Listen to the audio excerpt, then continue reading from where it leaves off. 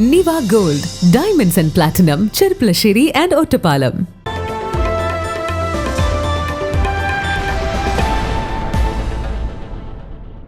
സാഹിത്യ പുരസ്കാരങ്ങൾ മാനവികമാകുന്നത് അർഹിക്കുന്നവരിൽ എത്തുമ്പോഴെന്ന് മുൻ മന്ത്രി കെ.ഇ. ഇസ്മായിൽ.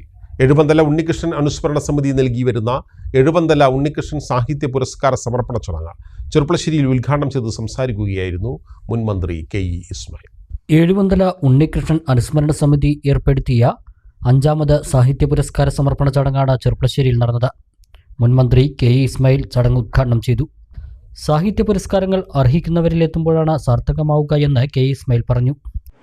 ഇത്രയേറെ മാനസികമായ പീഡനം, ശാരീരികമായ പീഡനം അനുഭവിക്കേണ്ടി വന്നിട്ടൊരവസ്ഥ അന്നത്തെ പാർട്ടിയുമായി ബന്ധപ്പെട്ട് നിന്നവർക്ക് ഉണ്ടാക്കാനിടയില്ല. അത്രയേറെ അനുഭവങ്ങളുണ്ട്. ഓരോരുത്തർക്കും വ്യത്യസ്തമായിരിക്കും അനുഭവം. ചിലർക്ക് ജീവിതാവസാനം വരെ മറക്കാൻ കഴിയാത്ത ഒരുപാട് അനുഭവങ്ങൾ. അങ്ങനെയുള്ളൊരു അനുഭവമുള്ള ആളാണ് ഞാൻ. ഗോവിന്ദൻ നമ്പൂതിരിയും അതുപോലെ തന്നെ അത്രയും ഒരുപാട് അനുഭവമുള്ള ആളാണ്.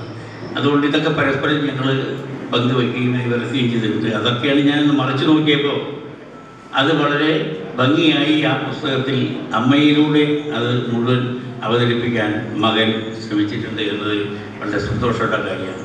അതുകൊണ്ട് ഈ മാധവമാഷ ഈ പുസ്തക പ്രകാശനം അവാർഡ് കൊടുക്കലുണ്ട് എന്ന് പറഞ്ഞപ്പോൾ തീർച്ചയായിട്ടും ഇത് വരണം എന്ന് തോന്നി. പുരോഗമന കലാസാഹിത്യ സംഘം സംസ്ഥാന കമ്മിറ്റി അംഗം രാജേഷ് മേനോൻ മുഖ്യാതിഥിയായി. സമിതി ചെയർമാൻ ടി.പി. ഹരിദാസൻ അധ്യക്ഷത വഹിച്ചു. ഭാഷാപോഷിണി മുൻ പത്രാധിപർ കെ.സി. നാരായണൻ, സാഹിത്യ പുരസ്കാരം നേടിയ മാധവൻ പുറച്ചേരി, പ്രൊഫസർ സതീഷ് പോൾ, പ്രത്യേക ജൂറി പുരസ്കാരം നേടിയ വാസു അരീക്കോട്, ഓമന ടി കരിമ്പുഴ, മോഹൻ ചരപ്പറമ്പിൽ എന്നിവർക്ക് 10,000 രൂപയും മൊമൻറ്റോയും പ്രശസ്തി പത്രവും ഫലകവും കെ. ഇസ്മായിൽ നൽകി.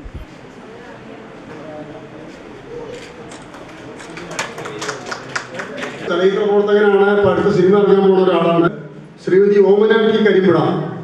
അവർ നേരത്തെ പറഞ്ഞ എല്ലാ അടുത്തത് ഗോപൻജി.